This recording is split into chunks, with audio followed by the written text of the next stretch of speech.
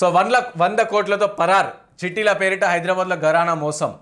సుమారు 1000 మంది బాధితులు. సో నిందితుడు ఇంటి ఎదుట ఆందోళన. సో నిందితుడు పుల్లయ్య. సో చిట్టీలు వేపిస్తాం, అధిక చిట్టీలు వేపిస్తాం, ఆ చిట్టీలు వేపిస్తాం, అధిక వడ్డీ ఇస్తామని చెప్పేసి అట్లా ఇట్లా పైసలు వసూలు చేసి సో జెండా ఉడాయించేసాడు. సో సుమారుగా 100 కోట్లకు పైగా కూడా జరుగుతూ ఉందంట. సో ఇలాంటి వాళ్ళని నమ్మవద్దు ఫస్ట్.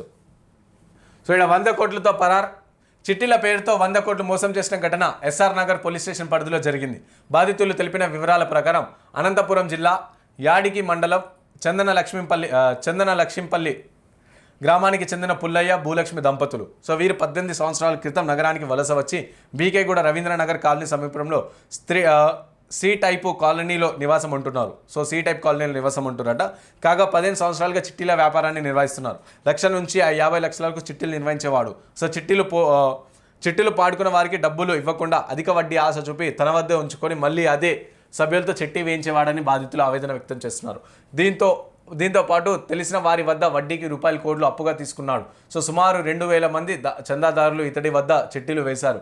ఇక చిట్టీలు కట్టిన వారికి ఈ నెల 23 నుంచి 26 తేదీలోపు డబ్బులు ఇస్తానని చెప్పి పుల్లయ్య ఈ నెల 21 తేదీన సభ్యులతో కలిసి పరారయ్యారు. సో కుటుంబ సభ్యులతో కలిసి పరారయ్యారు. సో ఏం చేస్తుందంటే ఆయన చిట్టీలు వేపిస్తామని చెప్పేసి ఒకవేళ చిట్టీలు వచ్చే చిట్టి డేట్ కానీ అవన్నీ వస్తాయి కదా. సో చిట్టి డేట్ వచ్చినప్పుడు వాళ్ళకి పైసలు ఇవ్వకుండా సో మీకు 1,00,000 రూపాయలు ఇస్తే 1,00,000 రూపాయలు ఒకటేసారి అయిపోతాయి మీ దగ్గరకు వెళ్ళి ఇస్తే.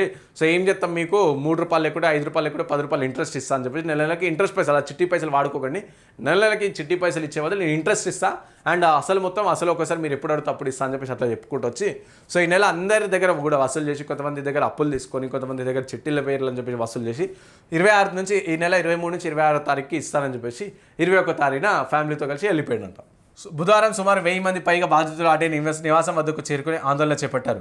బాధితుల లెక్క ప్రకారం సుమారు 100 కోట్లకు పైగా చెల్లించకుండా ఇంటికి తాళం వేసి ఫోర్చునర్ కారును అక్కడే వదిలేసి పుల్లయ్య ఉడాయించాడు. ఇంకా చాలామంది బాధితులు ఉండడంతో ఈ మొత్తం మరింత పెరిగే అవకాశం ఉన్నట్లు కూడా తెలిసింది.